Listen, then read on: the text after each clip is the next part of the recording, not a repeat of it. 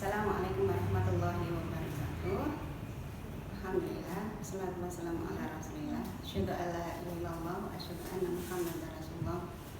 Allahumma sholli ala Muhammad wa ala ali Muhammad. Ibu-ibu, mama-mama, bunda semuanya, peserta kajian Humairah yang semoga dirahmati oleh Allah Subhanahu wa taala. Alhamdulillah. Jadi pagi ini ya, di bulan Rajab ya, Masya Allah, ini satu karunia yang luar biasa. Allah mempertemukan kita di acara kajian online ya. Semoga bunda semuanya dalam kondisi sehat, kondisi bahagia, dan sudah sarapan bagi yang tidak saum begitu ya. Bagi yang saum, selamat menjalankan ibadah saum Kamis yang juga insya Allah mendapatkan pahala berlipat ganda karena ini di bulan Ramadan.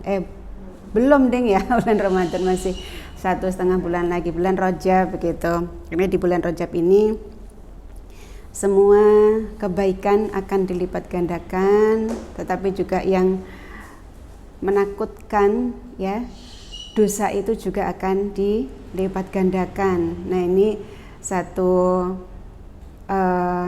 persiapan kita memasuki bulan Ramadan. Allah sudah menyiapkan kita jauh-jauh hari untuk kita bisa menyiapkan diri kita menjadi manusia yang menjaga jauh-jauh hari, tidak hanya menjelang gitu ya bulan Sa'ban, tetapi di bulan Rajab ini Allah sudah menyiapkan diri kita.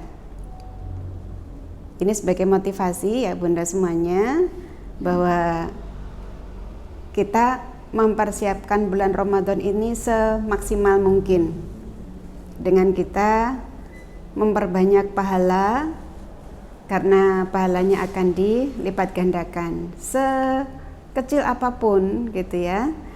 Allah akan melipat gandakan kebaikan kita.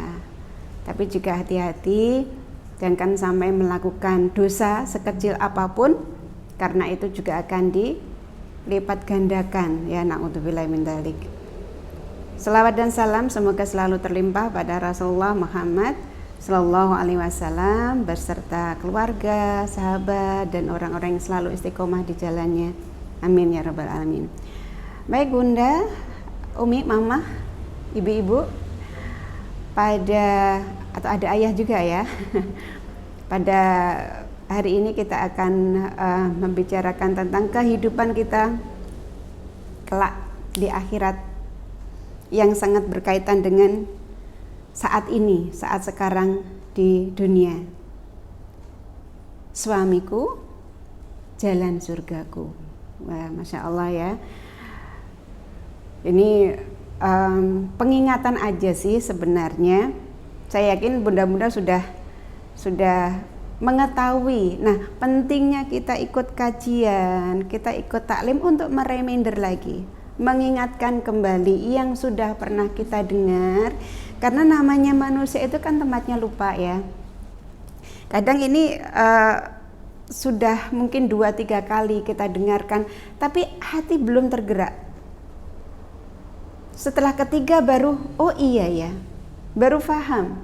Tapi mungkin baru sebatas paham, nanti setelah mendengar yang keempat, kelima, baru tergerak untuk melakukan. Karena sebenarnya ilmu itu adalah kebaikan yang dilakukan, bukan yang ada di dalam memori otak kita. Karena kalau ilmu itu tidak diaplikasikan, itu ibarat pohon tapi cuman berdaun lebat aja, belum ada buahnya. Nah, agar ilmu yang kita serap itu benar-benar bermanfaat, maka kita aplikasikan. Nah, ibarat pohon ya, itu sudah berbuah, pohonnya ini sudah menghasilkan buah yang manis sehingga bermanfaat kepada semua orang.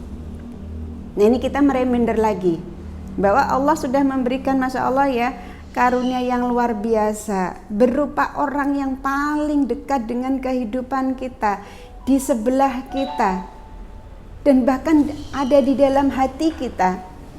Beliau menjadi sarana kita untuk ke surga Allah Subhanahu wa taala. Enggak usah jauh-jauh begitu ya. Ya kita semuanya ketika hidup di dunia, kita ingat bahwa dunia ki nggur mampir ngombe. Maaf saya terhenti sejenak tadi karena ingat hari ini ada berita duka ya. Salah seorang ulama kita, Ustadz Sukino, sudah dipanggil Allah Subhanahu wa taala. Kan beliau kadang-kadang ketika menyampaikan dakwahnya ini dalam bahasa Jawa, makanya langsung tek gitu saya teringat beliau ya, Masya Allah. Semoga Allah memanggil beliau dalam kondisi husnul khotimah, diberikan kelapangan di alam kuburnya ya, dibebaskan dari siksa neraka, amin ya rabbal alamin. Nah itu ya, dunia ki nggur mampir ngombe cuman sebentar gitu. Dalam rangka apa? Dalam rangka untuk kita itu mengumpulkan pahala sebanyak-banyaknya untuk kita menuju ke surga Allah Subhanahu wa taala. Dan itu kita dikasih toolnya, dikasih peralatannya, dikasih suami yang sudah benar-benar secara fisik ada di dekat kita. Setiap hari kita bisa bertemu, setiap hari kita bisa memeluk suami. Bahkan kalau kita berpisah secara fisik pun, suami itu ada di hati kita, ada di pikiran kita. Itu sebagai sarana untuk meraih surga. Sarana, wasilah, bukan tujuan. Ya bukan tujuan. Sebagaimana HP yang kita punya, itu kan sarana komunikasi agar kita bisa nyambung dengan dunia luar. Kita bisa mudah berkomunikasi, mendapatkan informasi yang kalau kita sendiri mencapainya akan sulit. Nah, wasilahnya HP, perantaranya HP. Demikian juga suami ya Bunda semuanya. Semoga yang belum ya segera dimudahkan untuk bisa bertemu dengan pendamping hidupnya ya, mbak-mbak yang juga tergabung di Humairah ya. Semoga dimudahkan untuk bertemu dengan sang imam. Ya. Ini terkadang kita lupa karena apa? Ya namanya setiap hari kita ketemu. Kalau suatu saat hati lagi bete, hati lagi nggak mood gitu ya, apalagi kalau lagi haid ya, suasana hati perempuan itu mudah berubah, sehingga mudah tersinggung lah, mudah marah lah, atau bahkan kalau perjalanan pernikahan ini sudah di atas 5 tahun, sudah 10 tahun, 15 tahun, 20 tahun atau lebih gitu ya, terkadang lupa sebenarnya siapa suami kita. Apakah itu memang tujuan hidup kita? Mendapatkan suami yang solih yang selalu membuat kita bahagia. Nah kita kembalikan ya, kita kembalikan bahwa Allah itu menyediakan surga itu dengan segala toolnya. Salah satunya dengan wasilah perantara suami. Ini satu kemudahan yang luar biasa, bahkan keistimewaan yang diberikan kepada seorang istri ya. Kita bisa masuk surga bebas tanpa syarat, itu dengan ada 4 kriteria yang harus kita punyai. Ya, apabila seorang perempuan itu melaksanakan sholat 5 waktu, ya insya Allah sudah kita laksanakan ya. Yang kedua saum di bulan Ramadan, nanti sebentar lagi 1,5 bulan lagi.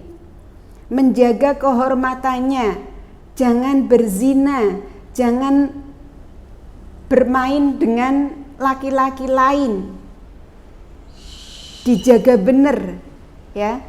Kemudian taat kepada suami, maka dia boleh masuk surga manapun yang dia suka. Ya mungkin 1, 2 oke ya. Yang ketiga oke gitu, insya Allah ya enggak lah ya kok kita sampai ya naudzubillah berzina dengan laki-laki lain gitu ya. Nah yang keempat ini loh, yang taat kepada suami ini. Dengan segala permasalahan intrik hidup, kadang-kadang kita, aduh yang namanya taat itu berat ya, taat itu berat. Nah apalagi ketika ada permasalahan, misalnya yang ini yang sering gitu ya. Alhamdulillah salah satu amanah yang diberikan ke saya itu konselor keluarga, sehingga Allah itu mendatangkan ayat-ayat kauniyahnya itu luar biasa. Rumah tangga A, rumah tangga B, rumah tangga C itu ilmu yang luar biasa. Ada pasangan yang sudah secara ekonomi wow banget gitu ya, secara keduniawian benar-benar luar biasa, mau apa aja bahkan seketika bisa gitu. Tapi itu nggak menjamin kebahagiaan. Karena apa? Beliau susah untuk taat sama suami, susah. Kenapa? Secara status kedudukan gaji beliau itu jauh lebih tinggi. Padahal suaminya ini juga sudah terbilang sukses gitu ya. Tapi istrinya jauh lebih sukses. Nah ini yang menghalangi beliau gimana ya? Untuk taat kepada suami kok rasanya? Karena yang beli ini, beli itu saya semua. Tanah di sana itu saya semua. Sedangkan suami ya, iya, bisa berpenghasilan, tapi tidak sebesar saya. Nah ini kan muncul ego diri. Seorang istri yang secara qadarullah dikasih Allah berharta gitu ya, sulit untuk taat kepada suaminya. Walaupun ini suaminya baik-baik, belum lagi kalau suaminya bermasalah. Bermasalahnya dia pernah menyakiti secara fisik istrinya. Karena memang sifat suaminya ini temperamen, mudah tersinggung, mudah marah. Sebenarnya sayangnya sih sayang gitu. Anak juga sayang. Secara tanggung jawab, iya. Semua kebutuhan istrinya dipenuhi, tapi tangannya ini gampang sekali untuk mukul.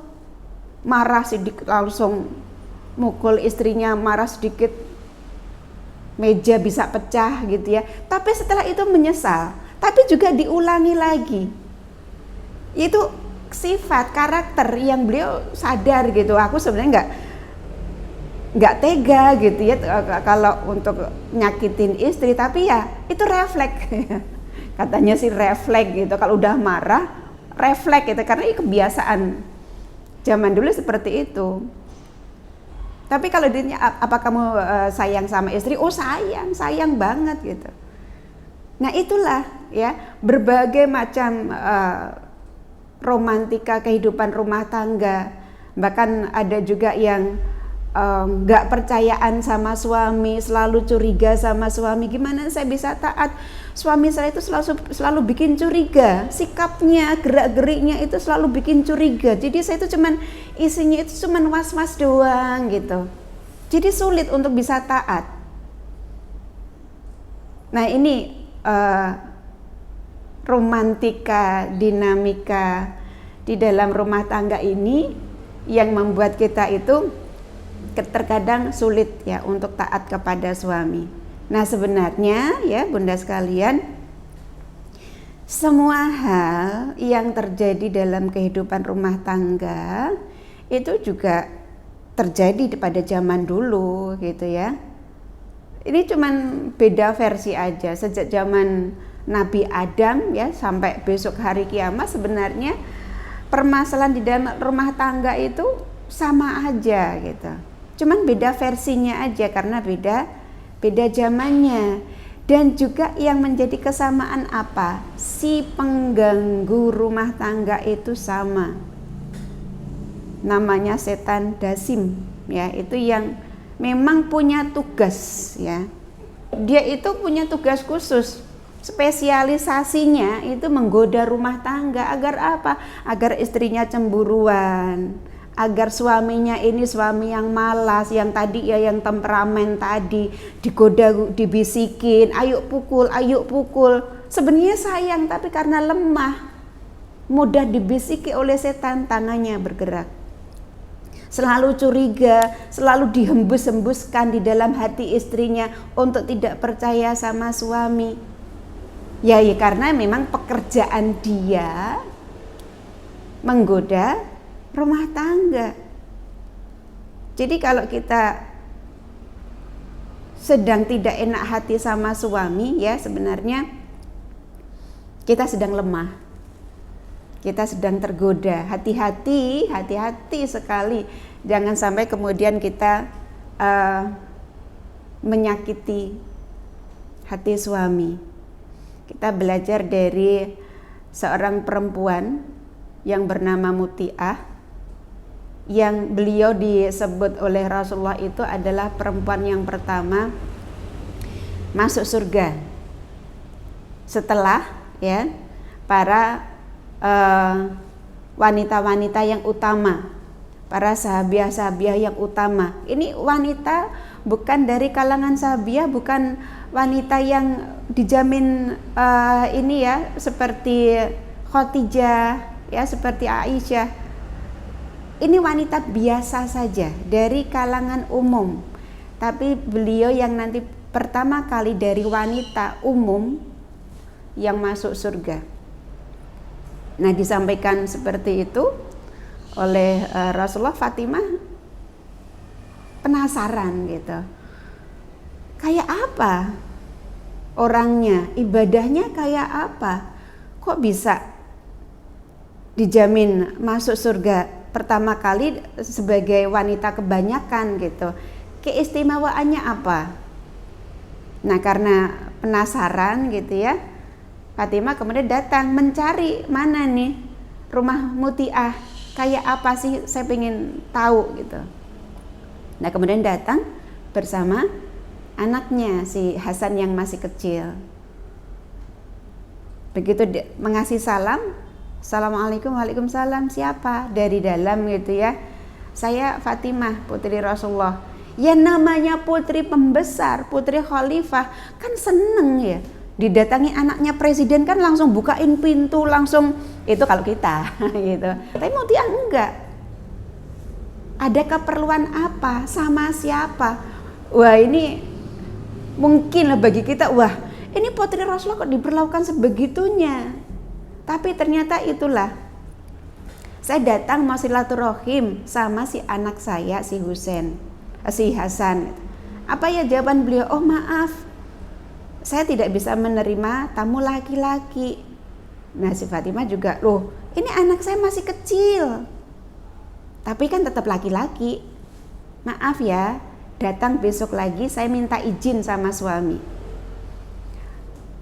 Coba, hanya untuk menerima anak kecil laki-laki harus minta izin sama suaminya. Karena apa? Beliau sangat menjaga sekali jangan sampai memasukkan laki-laki lain, cuman laki-laki doang, nggak pakai embel-embel. Nah, ternyata yang datang laki-laki kecil, lah itu pun dimintakan izin. Nah, ternyata setelah ya suami ya mana kemudian tidak mengizinkan, itu cucunya Rasulullah, kemudian diizinkan. Nah, esok harinya bersama si Husain, datang lagi bersama si Husain, dua anak Fatimah yang kembar. Apa kata Muti'ah? Ya, si Hasan sudah diizinkan oleh suami saya, tapi Husain belum. Coba, ya Masya Allah gitu. Ini wow banget gitu, Masya Allah, perempuan kok sih bisa segini amat. Makanya datanglah besok pagi, saya akan mintakan izin kepada suami. Hanya untuk bertamu itu aja, ya Allah susahnya Padahal ini putri khalifah, cucunya Rasulullah, ya, tidak sembarangan orang gitu. Ternyata juga posisi beliau itu tidak bisa disandingkan dengan posisi izin dari suami. Nah, setelah beliau pulang, terbesoknya kembali lagi, sudah diizinkan, barulah diperbolehkan masuk. Nah, Fatimah senang ya kan, wah ini kesempatan saya ini untuk bisa menilai Muti'ah ini kayak apa sih orangnya, ibadahnya, kok bisa segitunya ya dijamin masuk surga. Ternyata biasa aja, ibadahnya juga biasa aja, nggak ada sesuatu yang kemudian misalnya dia saum terus menerus, ataupun sholat duhanya sampai kakinya bengkak, ataupun tilawahnya yang sehari mungkin khatam, enggak juga, biasa aja gitu. Nah ini kan semakin bikin penasaran Fatimah, terus apa? Kok setelah tadi memang bikin shock gitu, bahwa izinnya suami ini hal yang sangat luar biasa. Nah ternyata ada satu benda di meja makan yang menarik perhatian. Di meja makan kok ada kayu kecil? Kan ini juga bukan untuk nyendok, bukan untuk ngambil makanan. Fatimah tanya, wahai Muti'ah, ini kayu kecil untuk apa? Iya Fatimah, kayu kecil ini saya sediakan untuk saya sendiri agar dipergunakan oleh suami saya apabila suami saya mendapati perilaku, perkataan, sikap saya yang tidak berkenan bagi beliau. Saya bilang begini aja merinding loh ya, ya Allah. Jadi kayu itu disediakan sendiri oleh Muti'ah. Untuk apa? Biar suaminya itu langsung bisa ngambil, mukul kalau ada sikap perilaku yang gak berkenan di hati suaminya. Jadi beliau itu sudah menyediakan hukuman untuk beliau sendiri kalau ada perkataan perilaku yang tidak berkenan di hati suaminya. Langsung Fatimah, Masya Allah, inilah kenapa si Muti'ah ini menjadi wanita yang utama, disebut-sebut Rasulullah sebagai wanita dari kalangan biasa yang masuk surga. Kuncinya itu pada ketaatan yang luar biasa kepada suami. Izin suami ini menjadi hukum yang benar-benar tanpa reserve gitu ya, ketaatan yang mutlak. Karena kan bisa mungkin kalau ini dari kalangan kita lah ya, wanita kebanyakan, begitu ada tamu laki-laki kecil, padahal suami berpesan nggak boleh ya masukin laki-laki, ya kan apa yang ada dalam persepsi kita, ya nggak boleh itu laki-laki dewasa, lah ini kecil pasti boleh lah. Itu persepsi kita menafsirkan sendiri apa yang dikatakan oleh suami, padahal mungkin bisa jadi persepsi suami beda gitu. Pokoknya laki-laki walaupun itu masih kecil juga tetap tidak boleh. Lah ini kan masalah keluasan ketaatan kita. Apakah kita itu pokoknya yang penting laki-laki, yang persepsi saya itu kalau laki-laki kecil boleh kok. Itu kan persepsi kita. Lah ini Masya Allah ya, satu contoh yang luar biasa bahwa yang namanya taat itu segitunya. Yang kadang kita itu ya Allah emang segitunya, iya. Ini juga banyak ya kisah-kisah yang menggambarkan betapa ketaatan kepada suami itu benar-benar luar biasa di mata Allah Subhanahu wa taala. Sebagaimana juga ada seorang perempuan yang suaminya ini sedang safar, kemudian dipesan, "Ma, kamu jangan," ini kalau bahasa sekarang ya, "Ma, kamu jangan keluar rumah selama aku pergi." "Iya Pak, siap." Nah ternyata qadarullah ketika suaminya ini masih bepergian, ada tamu datang, memberi kabar, Bu, ibu Anda sakit, cobalah tengok. Ini ibu kandung, bukan mertua. Lah kita kalau dengar ibu sakit, pasti langsung semua pekerjaan tinggal, ya, langsung beli tiket, langsung berangkat gitu. Tapi beliau enggak. Maaf, suami saya berpesan, saya enggak boleh keluar rumah selama beliau masih pergi. Oh ya sudah, tamunya pulang.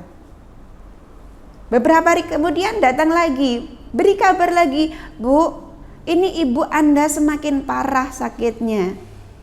Ayo segera tengok, mumpung masih ada kesempatan. Kalau enggak nanti mungkin ibu sudah berpulang, ini ibu kritis. Apa yang dikatakan? Maaf, saya enggak bisa. Suami saya masih pergi, saya enggak diizinkan keluar rumah. Coba, ini ibu kritis loh. Saya yakin di dalam hati beliau bilang kayak gitu sambil nangis-nangis. Ya gimana enggak, ibu kandung kritis, manggil anaknya enggak datang gara-gara enggak ada izin dari suaminya. Pulanglah lagi utusan itu. Dan akhirnya datang lagi membawa kabar duka. Bu, ibu Anda sudah meninggal dunia.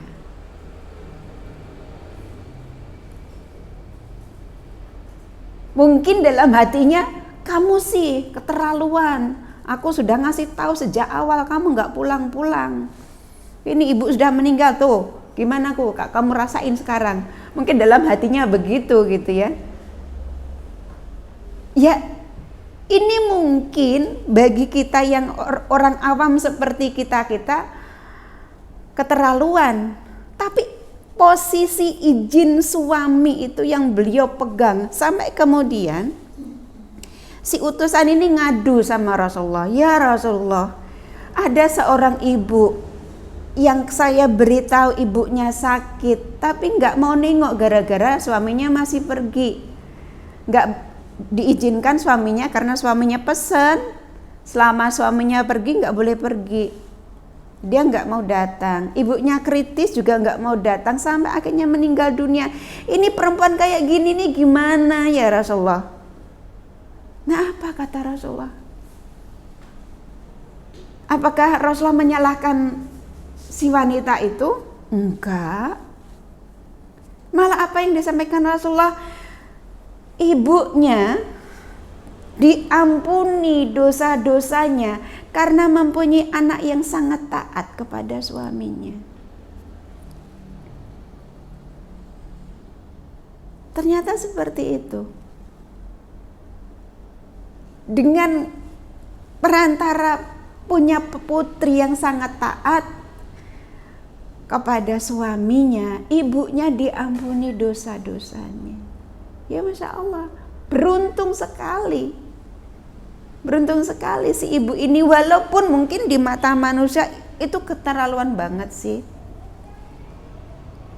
Tapi Masya Allah, setelah mengetahui jawaban Rasulullah, itulah ternyata ketaatan kepada suami itu posisinya luar biasa. Bahkan bisa sebagai sarana terampuni dosa ibunya. Nah ini sedemikian ya hebatnya, sedemikian luar biasanya namanya taat kepada suami. Nah ini mengingatkan kita semuanya Bunda, Masya Allah ya, ternyata posisi suami itu sedemikian luar biasanya. Maka ayo kita jaga gitu ya, kita jaga sikap kita, perkataan kita, jangan sampai ada yang menyakiti suami. Nah ini ada kisah lagi, nah saya banyak berkisah ini ya, contoh real aplikatif yang kita bisa terinspirasi gitu. Ada seorang wanita yang datang kepada Rasulullah ya. Kemudian Rasulullah bertanya, bagaimana sikapmu terhadap suamimu? Yang ditanya sikapnya seorang istri kepada laki-laki suaminya. Aku tidak pernah mengurangi haknya kecuali dalam perkara yang aku tidak mampu. Jadi berusaha untuk selalu memperlakukan suaminya dengan sikap terbaiknya, kecuali yang dia tidak mampu. Ini jawaban si perempuan itu. Nah, apa kemudian yang menjadi pesan Rasulullah? Lihatlah keberadaanmu dalam pergaulanmu dengan suamimu. Bagaimana sikapmu, bagaimana cara bergaulmu, evaluasilah. Lihatlah, kamu itu istri yang bagaimana di depan suamimu. Karena suamimu adalah surga dan nerakamu. Ini luar biasa pesan Rasulullah ya. Kepada wanita tersebut dan kepada kita semuanya, kita disuruh evaluasi. Sekarang misalnya suami sedang ada di sini. Suami panjenengan sedang ada di sini. Sedang ikut live gitu ya. Kemudian ditanya, misalnya ada Bunda Nana, ya ada Bunda Nana, suami Bunda Nana ada di sini. Terus ditanya, Pak, menurut Bapak, Bunda Nana itu istri yang bagaimana? Gitu ya. Ada Bunda Nana, gitu. Atau ada Bunda siapa? Bunda Siti ya. Ditanya, Pak, Bunda Siti itu menurut Bapak istri yang bagaimana? Berani nggak ditanya kayak gitu? Karena ini Rasulullah gitu yang suruh evaluasi. Lihatlah perilakumu, akhlakmu, sikapmu kepada suamimu, karena ia surga dan nerakamu. Disuruh melihat. Ini silakan nanti ya. Kalau mungkin ada yang berani seperti itu, mungkin kalau nggak secara langsung nggak berani gitu ya, atau lewat perantara orang lain untuk bisa melihat, mengecek. Kalau kita sudah berusaha menjadi wanita yang selalu dirindukan suami, selalu taat kepada suami, insya Allah kita berani tanya, karena kita yakin, kita pede. Selama ini kita sudah berusaha menjadi istri yang sebaik-baiknya. Tapi kalau sikap kita selama ini masih banyak salah, masih banyak sikap kita yang menjengkelkan suami, bikin marah suami, mungkin kita nggak berani tanya. Karena aku mungkin di mata suamiku kalau dikasih nilai antara 10 sampai 100, mungkin aku masih di angka 5 lah. Belum lolos KKM kata Bu Guru ya. KKM-nya 7, aku masih 5 ini. Nah, berarti kan sebenarnya kita itu bisa kok menilai diri kita di hadapan suami, itu bisa kok. Karena ya kita yang melakukan dan suami ada di samping kita, di hati kita, kita paling bisa menilai diri kita sendiri. Nah, dalam hal apa? Ini kita belajar dari Mutiah tadi ya. Yang pertama dalam hal kata-kata. Dalam hal kata-kata, ayo kita evaluasi apakah ada atau pernah, semoga bukan sering, menyakiti hati suami kita lewat lisan kita. Kita perempuan memang Allah kasih kemampuan berbicara itu 3 kali lipat dibandingkan dengan laki-laki. Biasanya yang bawel itu kan ya kita-kita ya, yang banyak bicaranya itu ya kita-kita. Nah, apakah banyaknya bicara kita itu ada yang menyakiti suami, menyepelekan, merendahkan, atau bahkan mungkin mencurigai suami? Atau mungkin ada candaan kita yang menyakiti hati suami. Karena suami itu orang yang bukan tipikal verbalis gitu. Tidak semua suami kalau beliau itu tidak suka terus ngomong sebagaimana kita. Misalnya ada kata-kata kita yang menyakitkan hati beliau. Tidak terus kemudian, mah kata-katamu kok bikin gak enak hati sih. Jarang, laki-laki itu bukan tipikal verbalis. Paling apa? Paling diem gitu ya, nyimpen. Tapi kita yang harus sensitif. Apakah kata-kataku ini menyinggung suami? Apakah suami ini marah dengan kata-kataku? Karena jangan sampai kita kegeeran, wah suamiku cuma diem aja kok gitu ya. Kan bisa dilihat dari raut wajah, bisa kelihatan gitu. Nah ini kita yang harus sensitif. Ini Rasulullah benar-benar berpesan ya kepada kita semuanya untuk kita berhati-hati dengan kalimat yang kita keluarkan. Bahkan ya dalam sebuah hadis yang cukup panjang seperti itu, Rasulullah mengingatkan kepada kita semuanya ya, hendaklah kita memperhatikan kata-kata kita sebelum kita berucap. Barang siapa yang mengucapkan sebuah kata-kata tanpa mempertimbangkan akibat dari perkataannya itu, maka dia bisa terancam ke neraka yang jaraknya antara barat dan timur.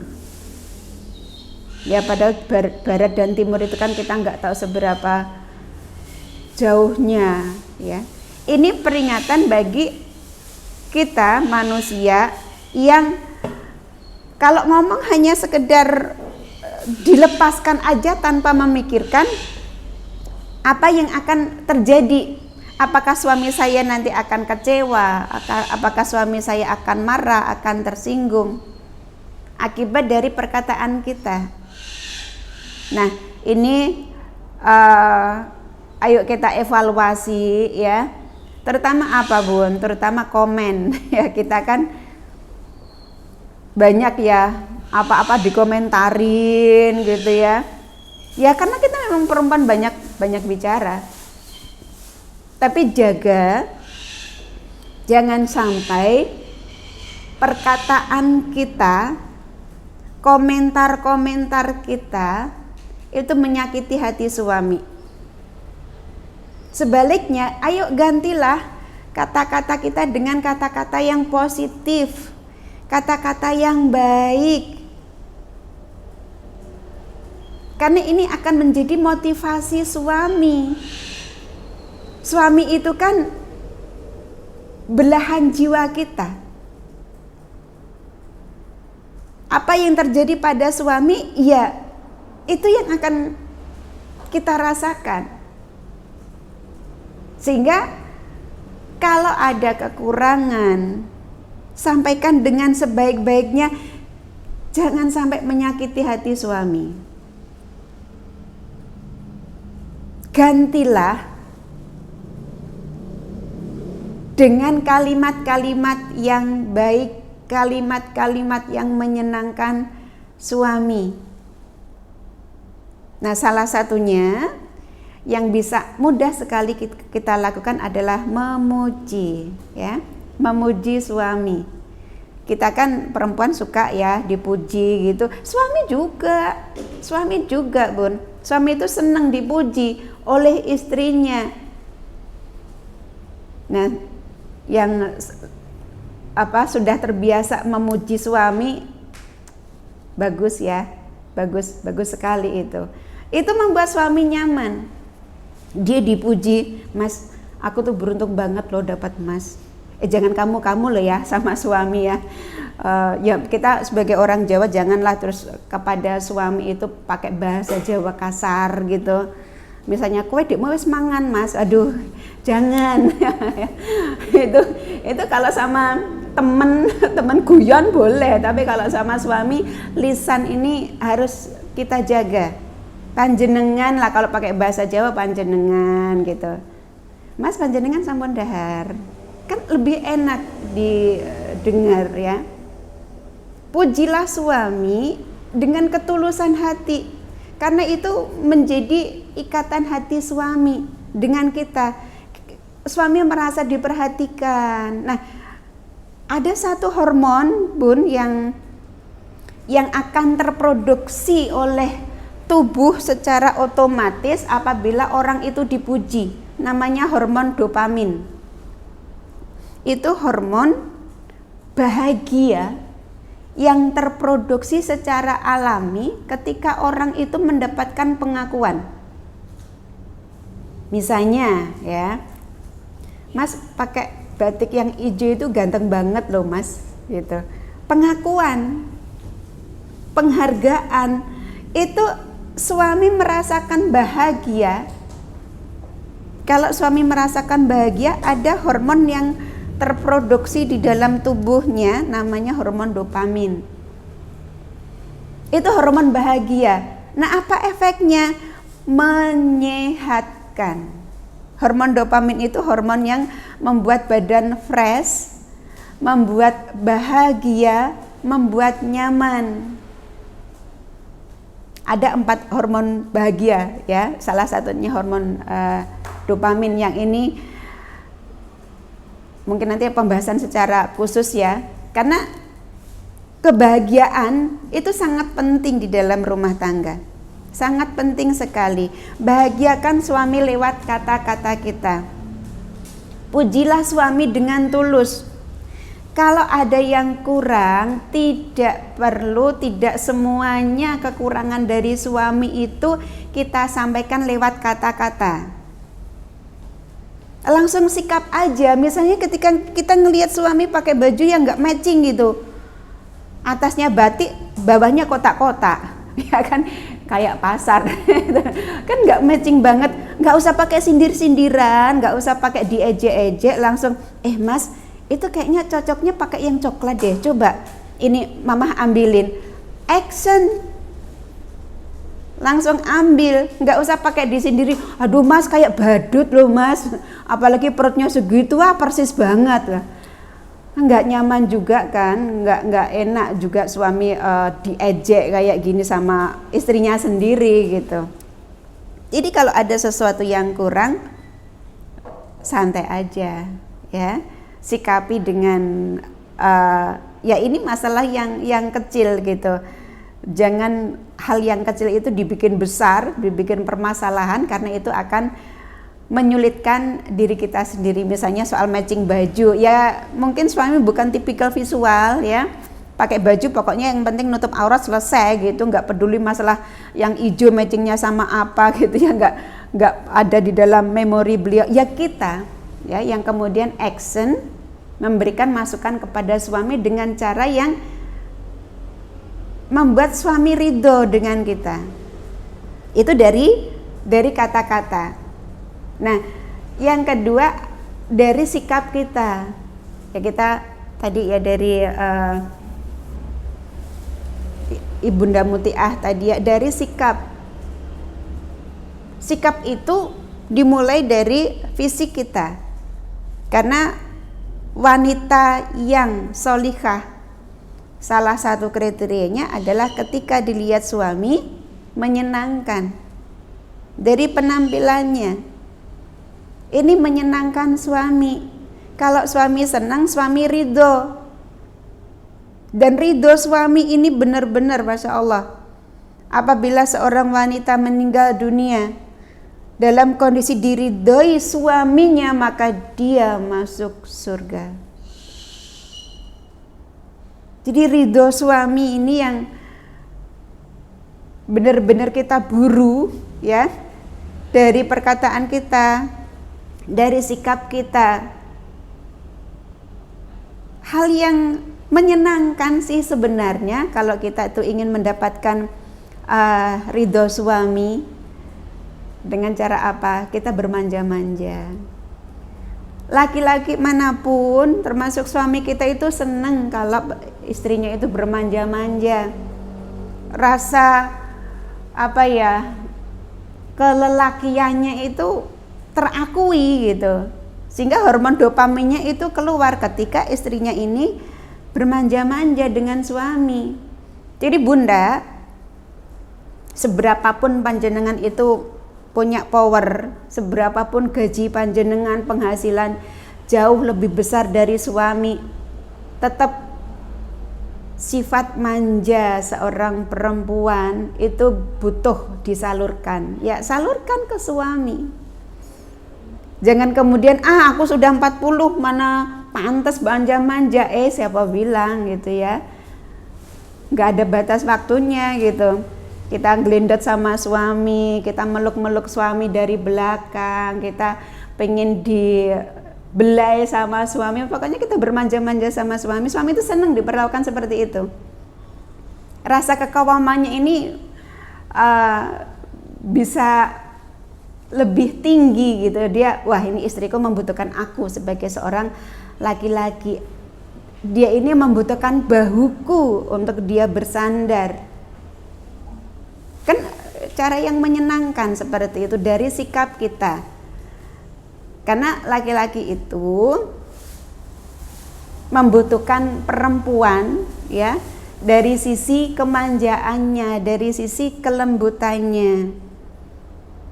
Sehingga kita upayakan ya Bunda semuanya, ketika dilihat suami ini menyenangkan dari sikap kita, dari raut wajah kita. Usahakan banyak senyum di hadapan suami ya. Usahakan banyak senyum di hadapan suami, banyak bercanda aja gitu ya. Karena ini akan membuat suami senang. Itu baru dari sisi fisik. Nah, demikian juga dari sisi sikap kita, pelayanan kita, terutama jaga makan suami, jaga perut suami. Jangan sampai suami kebingungan nyari makan gara-gara nggak ada makanan di rumah gitu ya. Jaga perut suami. Pastikan kebutuhan perut suami bisa terpenuhi dengan pelayanan kita. Kita pasti tahu gitu apa yang menjadi makanan kesukaan suami dan yang enggak apa. Ya, maka penuhilah itu. Sikap melayani ini yang akan mendatangkan keridhaan suami. Misalnya suami suka pedas gitu ya. Ya sudah, kita belajar macam-macam sambal itu kayak apa sih sehingga suami suka masakan kita, ataupun mungkin suami suka yang masakan yang serba berkuah, ya kita menyajikan yang serba berkuah. Walaupun mungkin kita dulu bukan penyuka yang berkuah, sukanya yang kering-kering seperti itu. Nah, inilah namanya keharmonisan rumah tangga itu, Bun. Penyesuaian sikap itu sampai kepada penyesuaian selera juga loh. Namanya suami istri itu akan saling mempengaruhi. Ini tadi yang saya ambil contoh kecil soal makanan itu tadi ya, satunya suka pedas, satunya enggak gitu. Tapi kalau sudah berumah tangga akan selalu ada penyesuaian diri. Karena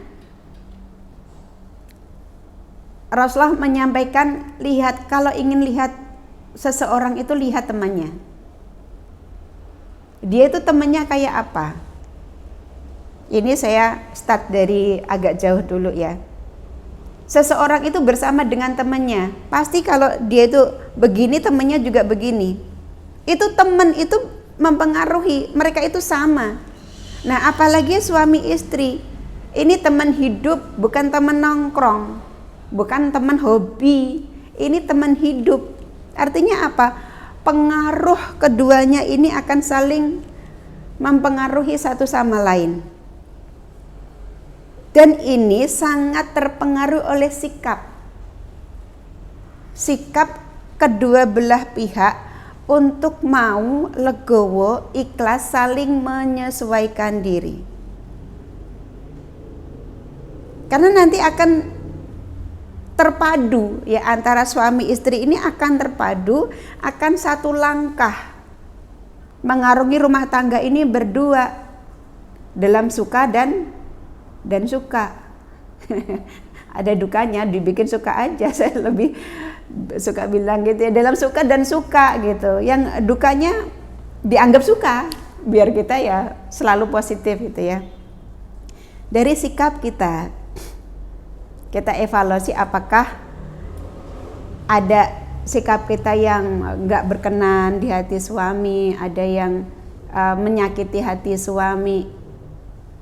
Nah ini kita evaluasi, kita kendalikan gitu ya. Nah yang selanjutnya dari pola pikir kita, wah masya Allah ya, dari pola pikir kita. Ini kan nggak kelihatan gitu, nggak kelihatan. Dari lisan kita iya, dari sikap kita iya, dan dari pikiran kita iya. Allah itu sesuai dengan prasangka hambanya. Kenapa saya sampaikan seperti ini? Karena ternyata ada beberapa wanita perempuan yang seudon sama suaminya, nggak percayaan sama suaminya, sehingga dia lebih nyaman curhatnya kepada orang lain daripada kepada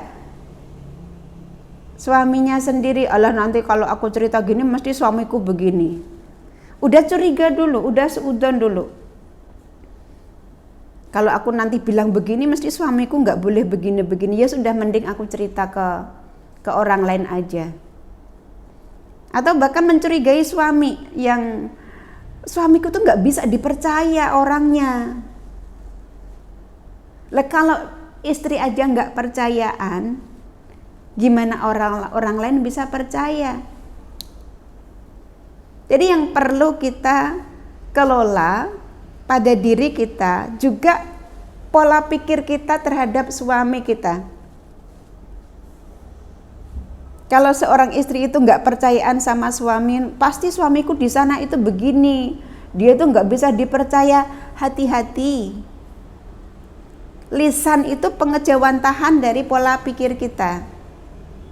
Maka kalau di antara kita masih ada pikiran-pikiran negatif, suudon, hal-hal yang tidak baik dari suami, ayo kita singkirkan. Hati-hati, pikiran negatif itu akan menjadi kenyataan.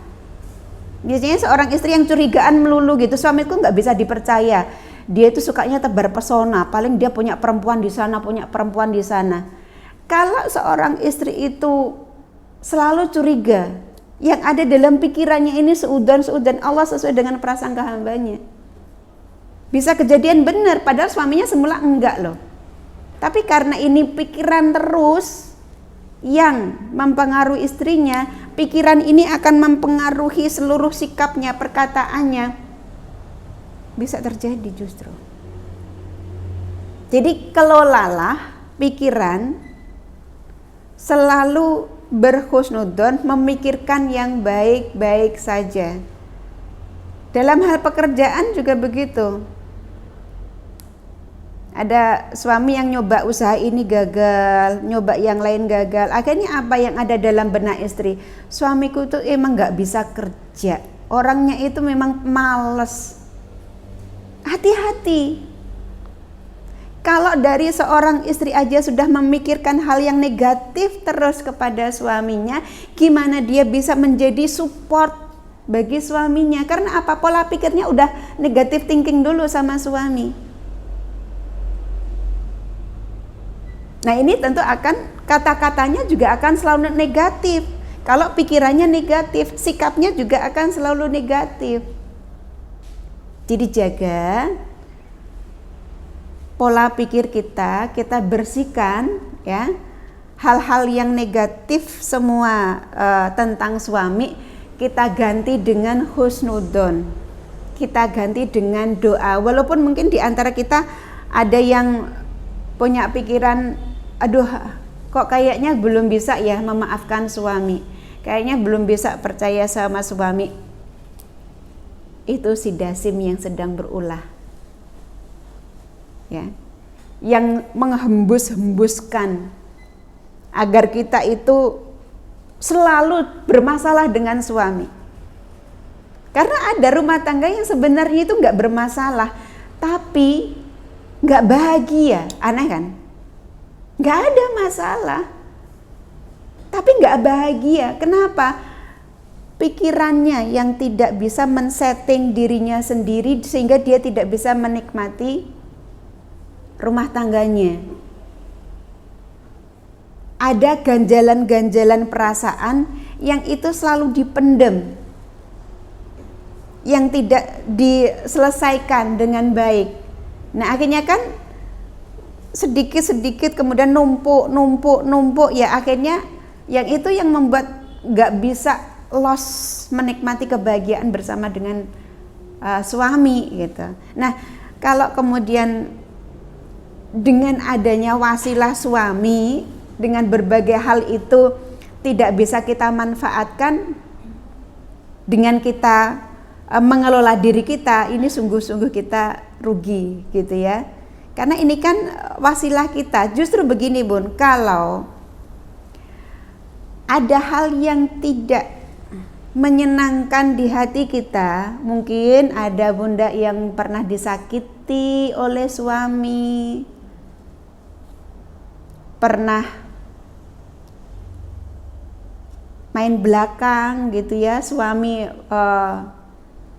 tiba-tiba memberikan bantuan tanpa bilang-bilang dalam jumlah puluhan juta, gak bilang sama istri, ataupun ya hal-hal yang bikin kita sedih gitu. Kok suamiku begitu ya, kok suamiku gak percayaan sama aku ya, dan semua hal. Maka kelola pikiran kita bahwa ini adalah ujian yang Allah berikan untukku. Suami itu hanya sebagai sarana saja. Alhamdulillah kalau suami kita tuh baik, soleh, perhatian, dan semuanya itu baik. Ini kita syukuri. Nah kemudian kalau ada sikap suami, ya bagaimanapun suami kita nggak sempurna gitu ya, ada sikap suami yang bikin kita sakit hati, bikin kita cemburu, bikin kita merasa direndahkan dan sebagainya. Ingat kembali bahwa suami adalah sarana untuk menuju ke surga. Tidak hanya laki-laki idaman yang bisa menjadikan suami itu sebagai sarana ke surga. Apapun sikap dari suami, baik yang menyenangkan ataupun tidak, kalau kita bisa mengelola pikiran kita, itu semuanya bisa menjadi jalan kita ke surga. Ini ada di dalam sebuah hadis gitu ya. Kalau Allah itu mencintai seorang hamba, maka Allah akan mengujinya. Kalau Allah itu mencintai seorang hamba, maka Allah akan mengujinya. Karena apa? Ketika manusia itu diuji oleh Allah, apa yang biasanya kita lakukan? Kita curhat sama siapa? Sama Allah. Kita datang-datang sama Allah, kita nangis-nangis, kita sujud-sujud menghamba kepada Allah. Allah itu suka banget seperti itu. Itu sebagai, wah ini orang yang seperti inilah justru gitu ya, yang dicintai oleh Allah. Segala permasalahan, beban hidupnya, kesedihannya, rasa sakit hatinya, ini akan diganti dengan pahala yang luar biasa dari Allah Subhanahu wa taala. Karena apa? Suami itu ya wasilah, suami itu sarana. Bukan tujuan hidup kita. Tujuan hidup kita ya besok di surga gitu ya. Jadi sebenarnya bunda semuanya ada dua sikap yang harus selalu kita kedepankan menghadapi tipikal suami yang bagaimanapun agar suami kita menjadi sarana kita ke surga. Sikap yang pertama adalah syukur ketika mendapatkan semua kebaikan-kebaikan dari suami, kita sebut-sebut kebaikan dari suami kita. Bersyukur, ya Allah, alhamdulillah ya Allah, suamiku baik, suamiku pengertian, suamiku sayang. Nah, apabila kita mendapatkan suami kita yang menyakitkan hati, yang bikin kecewa, yang bikin marah, maka sikap kita adalah sabar. Syukur dan sabar di mata Allah sama, timbangannya itu sama. Semuanya itu mendapatkan pahala di sisi Allah Subhanahu wa taala. Ya mungkin suatu saat kita selalu dalam posisi bersyukur gitu. Alhamdulillah ya Allah, suamiku begini-begini, alhamdulillah. Suatu saat juga ada saatnya Allah itu menguji kita dengan hal-hal yang tidak kita suka. Agar apa? Agar kita bersabar. Karena tidak selamanya ya kita itu mendapatkan kesempurnaan seperti itu ya. Sebagaimana kita di depan suami, kita kadang-kadang ya bikin suami happy, bikin suami senang gitu. Tapi kadang-kadang bisa jadi sikap kita itu ya menyakitkan hati suami. Sama saja sebenarnya. Tapi suami itu lebih bandel gitu ya, tidak terus kemudian suka curhat sana sini, istriku itu begini, enggak, bukan tipikal seperti itu. Ada suami itu yang curhat gitu ya. Kalau ini pengalaman saya pribadi itu, klien saya yang laki-laki itu cuma 5%, yang 95% itu perempuan gitu ya. Karena itulah sifat laki-laki itu lebih logik gitu, tidak semuanya hal itu dicurhatkan. Laki-laki itu tipikalnya kalau sudah mentok benar, sudah benar-benar luar biasa permasalahannya, ibarat gunung itu sudah benar-benar sudah mau meletus gitu ya, sudah di pucuknya sudah mau meletus duar, baru curhat. Tapi kalau kita enggak, baru geter-geter, ada gempa udah langsung curhatnya. Itu bedanya kita sama laki-laki seperti itu. Nah itu nggih Bunda semuanya dari Majelis Taklim Humaira gitu ya, beberapa hal yang bisa kita lakukan agar suami kita itu menjadi jalan surga kita dengan kondisi apapun suami kita, baik itu yang merasa bersyukur dengan suaminya yang solih, yang baik, yang taat, yang sayang, ataupun mungkin Bunda pada saat ini dalam kondisi bersabar mendapati suami itu yang suka menyindir, suami itu yang temperamen, yang suka main pukul, dalam posisi sabar. Apapun itu kita gunakan untuk bisa meraih surga Allah Subhanahu wa taala. Demikian yang saya sampaikan, silakan kalau ada pertanyaan. Oh, sudah ada ya.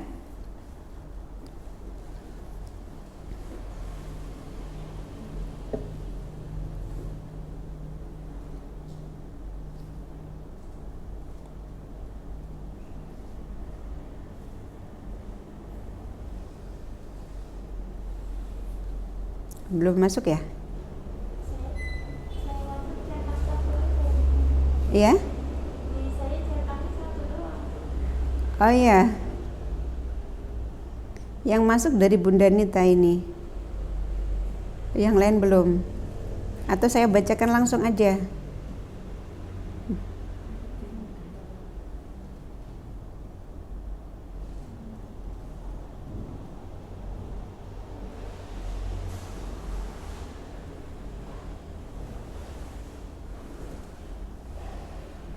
Belum masuk Bun? Nggih.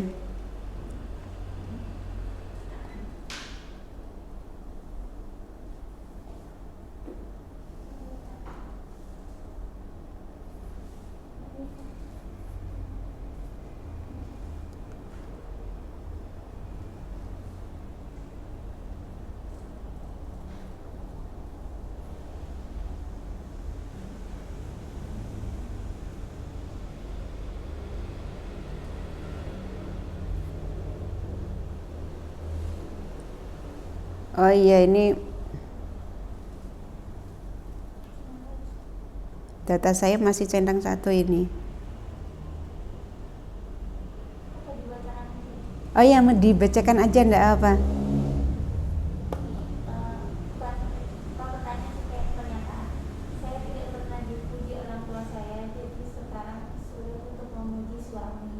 Oh gitu. Oke. Baik, terima kasih. Saya tidak pernah dipuji oleh orang tua, jadi tidak terbiasa untuk memuji. Ini alhamdulillah sadar, gitu. Sadar kenapa penyebabnya kok sulit memuji. Ternyata memang tidak terbiasa pola asuh orang tua itu dipuji. Jadi lisan ini masih kaku untuk memuji, gitu ya. Nah, kalau sudah menyadari seperti ini, nah berarti ini justru kesempatan untuk merubah diri menjadi lebih baik. Dimulai dari hal yang kecil, gitu. Dimulai dari memuji anak. Kalau memuji anak ini kan sudah hampir otomatis ya, semua orang tua itu memuji anaknya, gitu.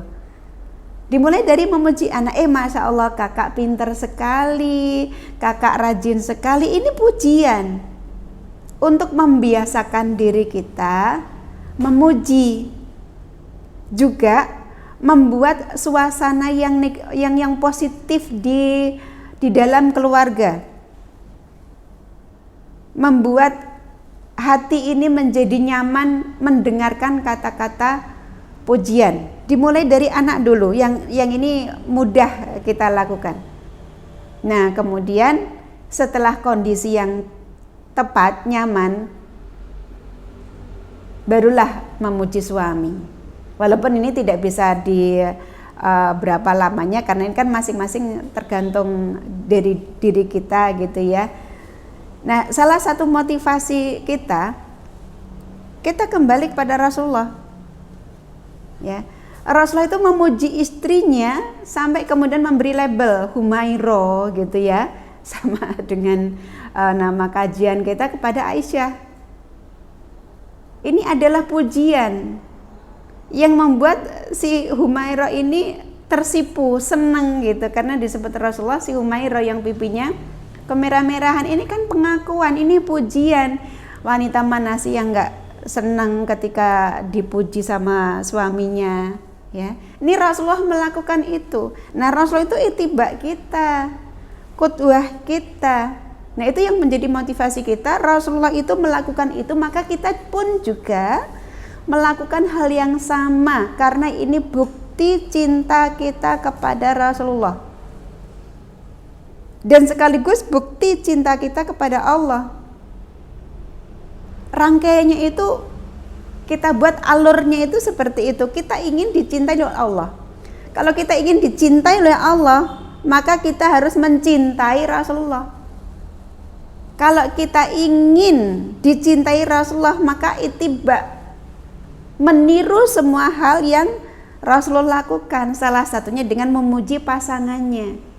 Nah, kalau kita ingin diakui sebagai umat Rasulullah, melakukan semua hal yang dilakukan Rasulullah, maka ya kita berusaha meniru Rasulullah dalam semua hal, termasuk dalam memuji pasangan, ya, memperlakukan pasangan dengan sebaik-baiknya, membuat pasangannya selalu bahagia, karena ini juga dilakukan Rasulullah. Maka kita pun juga berittiba, kita meniru apa yang dilakukan oleh Rasulullah. Bisa kok bismillah, ini kan satu hal yang pembiasaan saja, ya. Ini pembiasaan saja. Kalau kita membiasakan diri, insya Allah nanti lama-lama juga bisa. Dan yakin aja nanti efeknya akan sangat baik, ya. Demikian Bunda. Ya. Assalamualaikum Ustazah. Bagaimana jika suami setelah hampir 20 tahun menikah mulai acuh tak acuh terhadap keluarga, lebih sering menghabiskan waktu dengan teman-teman komunitasnya? Bagaimana sebaiknya sikap sebagai seorang istri? Ya, terima kasih Bunda. Suami sudah 20 tahun menikah, tapi kemudian lebih suka happy-happy sama teman-teman komunitasnya. Karena ini tidak disebutkan secara spesifik gitu ya, saya menyampaikan secara umum saja. Kemungkinan Bun, kemungkinan ini ada kejenuhan di dalam rumah tangga. Jenuh gitu. Sudah 20 tahun ritmenya gitu-gitu doang. Cara menyajikan makanan gitu-gitu doang, pelayanannya gitu-gitu doang, penampilan istri gitu-gitu doang. Jenuh, bosen, pengen variasi yang baru. Nah ini, mohon maaf, ini adalah hal yang sangat menyangkut kecerdasan intuisi seorang istri. Karena istri itu yang seperti tadi saya sampaikan harus bisa saling mengimbangi. Karena suami itu akan mengalami ritme-ritme perubahan hidup, terutama dalam hal selera. Maka kita pun juga harus bisa mengimbangi selera suami. Seiring dengan perubahan ritme hidup suami yang secara ekonomi semakin naik ya, maka selera suami pun semakin naik juga.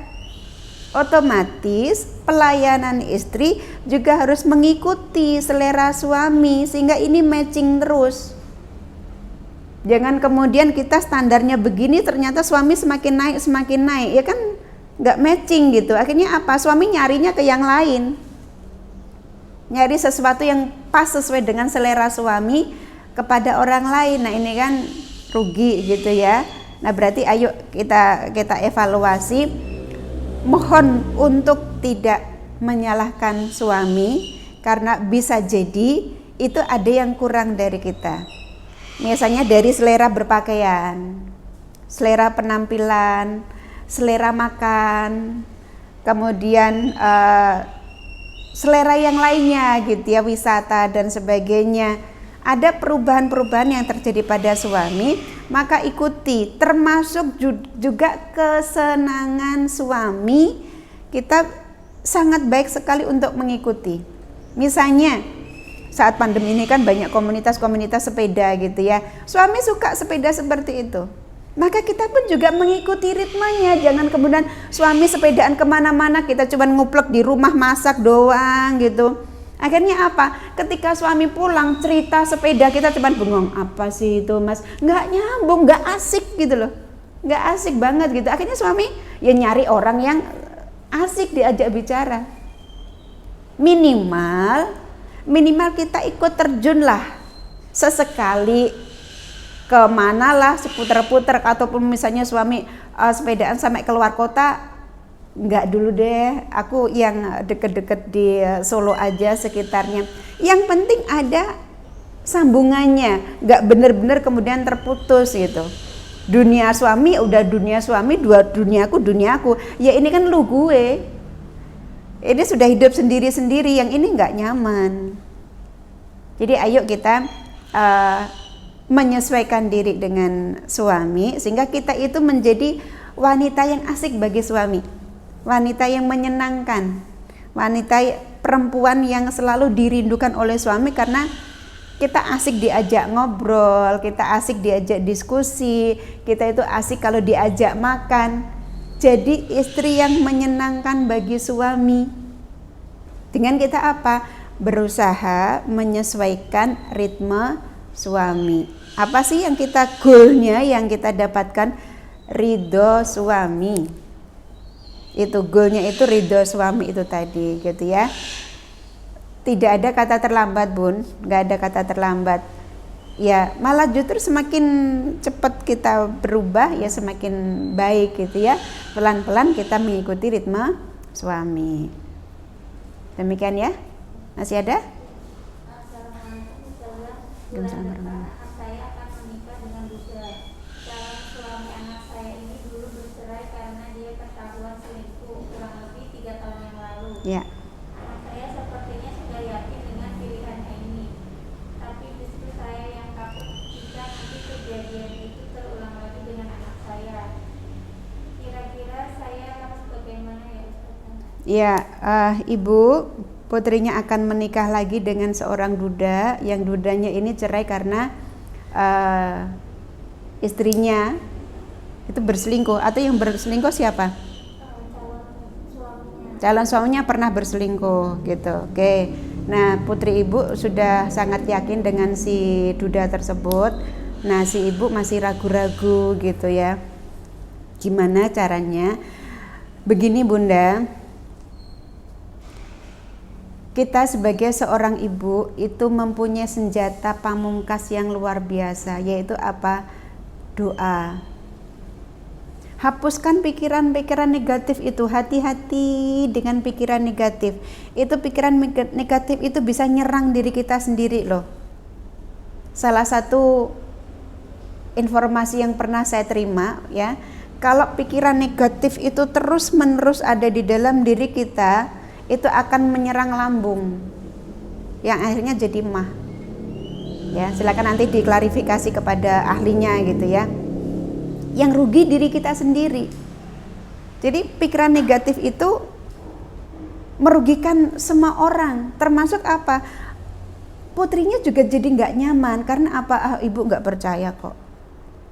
Maka bismillah Bunda, bismillah, dikuatkan hati, minta kepada Allah, ya Allah, jadikan ini adalah suami terbaik anakku, mampukan, sebut namanya, jadi suami yang solih, yang baik, yang bisa menuntun putriku menjadi anak yang solihah, menuntun anakku menjadi wanita yang taat kepada Allah dan Rasulnya. Semuanya sampaikan kepada Allah. Pikiran buruk itu dari setan Bunda. Hapuskan itu, segera istighfar. Ketika ada pikiran buruk, istighfar. Allah itu sesuai dengan prasangka hambanya. Dan bahkan berita baiknya Bun, berita baiknya, kekuatan doa itu bisa merubah takdir. Ya, kekuatan doa itu bisa merubah takdir. Misalnya, takdirnya si calon mantu itu besok 5 tahun lagi berselingkuh lagi. Tapi ibu bentengi dengan doa, itu enggak terjadi. Karena doa ibu sudah membentengi, sehingga mantu ibu tidak jadi melakukan itu. Itu karena kekuatan doa. Jadi ini real, Masya Allah ya, kekuatan doa seorang ibu ini dahsyat sekali. Ada satu klien saya, ya mungkin kalau nonton ini saya mohon edit untuk diceritakan karena ini luar biasa ya. Ada seorang ibu yang dititipi mantunya, jadi anaknya menikah, kemudian anaknya ini kerja jauh sekali. Nah, si mantunya ini mantu yang naudzubillah min dzalik ya, di rumah mertuanya dia berselingkuh. Gitu. Sampai kemudian hamil, dan ibunya ini hanya diem saja. Tidak berani menyampaikan ke anaknya. Tapi tahu ini mantuku berselingkuh, tapi aku tidak mau menyakiti hati anakku. Akhirnya apa yang dilakukan ibu ini? Minta sama Allah. Di tengah malam,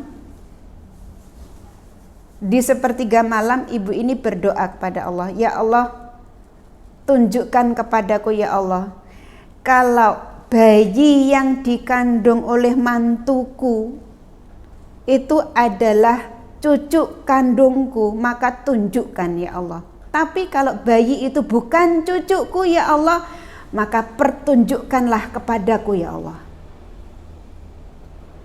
Dan apa yang terjadi? Begitu si ibu ini berdoa, selesai berdoa, dari kamar sebelah si mantunya ini jerit kesakitan, minta tolong. Ya, kemudian ibunya langsung tergopoh-gopoh datang kepada mantunya, ternyata mantunya pendarahan, langsung dibawa ke rumah sakit keguguran. Ini selang beberapa detik. Ibunya langsung, ya Allah terima kasih engkau tunjukkan bahwa ini memang bukan cucuku. Nah setelah itu terbuka semuanya. Ngakulah si mantunya ini bahwa memang anak yang dikandungnya ini bukan dengan suaminya. Karena secara hitungan gitu ya, kok nggak matching. Suaminya pulang tanggal sekian, kok usia kehamilannya sekian. Kok bisa? Tapi ini ibunya yang merasakan gitu. Kok nggak matching ya? Tapi nggak berani menuduh mantunya, kamu selingkuh ya? Nggak berani. Apa yang dilakukan? Ngadu sama Allah.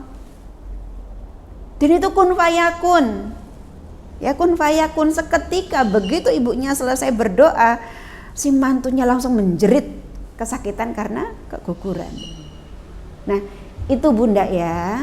Jadi ayo kelola pikiran yang positif, minta kepada Allah, bentengi semua hal yang tidak baik itu dengan doa. Dan yang paling dahsyat lagi, ikuti dengan sedekah. Ya, dengan sedekah itu doa kita jauh lebih dahsyat lagi.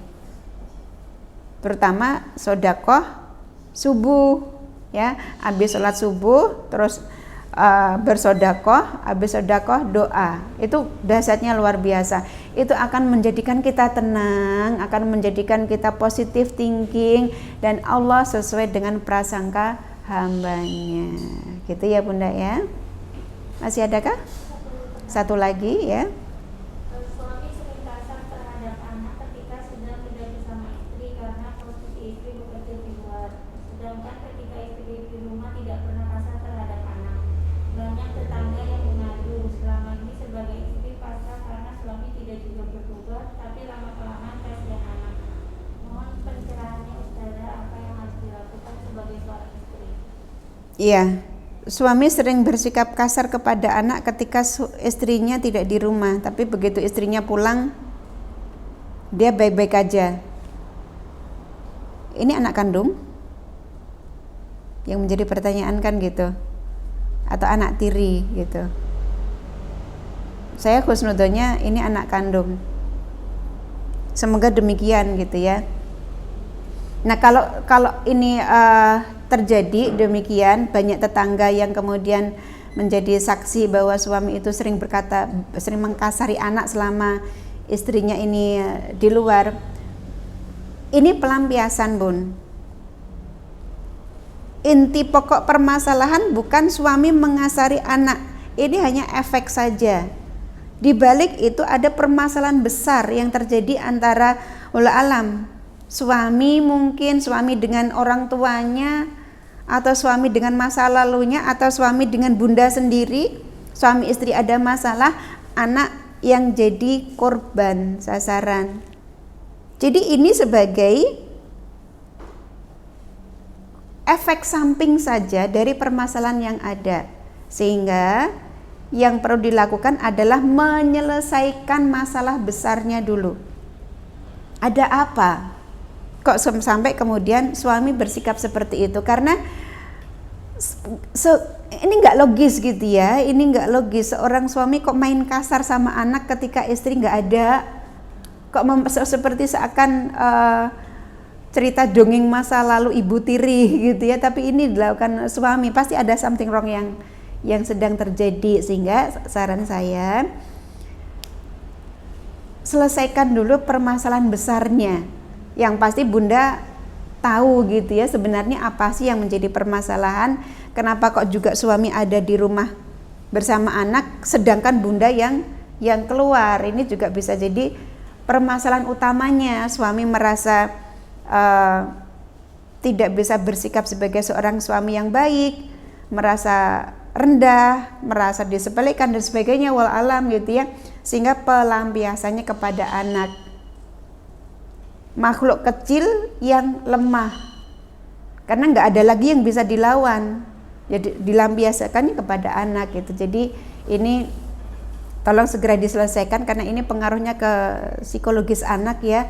Dan kalau udah ngaruh ke psikologis anak, ini akan berdampak puluhan tahun ke depan, seperti tadi ya, yang pertanyaan pertama tadi, oleh orang tuanya tidak dibiasakan untuk memuji, jadi lisannya ini kaku untuk memuji, karena pola asuh masa kecil itu menjadi pondasi karakter seseorang. Termasuk juga kasihan kan kalau anak-anak di masa kecilnya sering mendapatkan pukulan dari ayahnya, ini akan menjadi traumatis ke depannya. Jadi tolong segera diselesaikan permasalahan pokoknya. Insya Allah kalau dari permasalahan besarnya ini sudah selesai, nanti itu pun akan terselesaikan juga ya. Baik, demikian bunda-bunda semuanya, peserta kajian Humairah pada saat ini yang kita diskusikan pada saat ini ya. Semoga ini menjadi hikmah untuk kita semuanya, dan yang terpenting kita semuanya, kita itu ya saya, ya panjenengan semuanya bisa mempraktekannya, menjadi istri yang terbaik untuk suami kita, istri yang selalu diridhoi oleh suami kita, istri yang selalu mendapatkan bimbingan dari Allah Subhanahu wa taala, selalu melakukan kebaikan dan kebaikan. Billahi taufiq wal hidayah. Assalamualaikum warahmatullahi wabarakatuh.